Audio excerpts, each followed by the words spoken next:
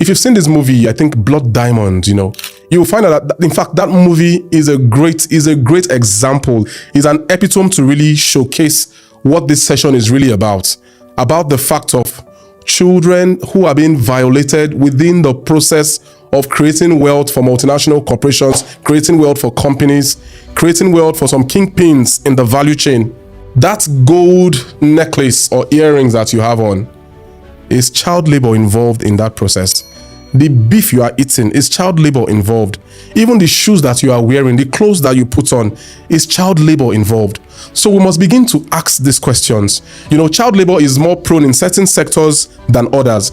Peradventure, for example, within maybe the oil and gas, the drilling system within oil and gas companies, you might necessarily find more of professionals, in that particular field. You may necessarily not find so much of child labor, but much of the time within the agro economy, within the agro value chain, you find out that lots of times the actions, the activities of children. So we must ask ourselves, the ethical questions, even though we have the answers, but we necessarily cannot be the ones to implement those answers.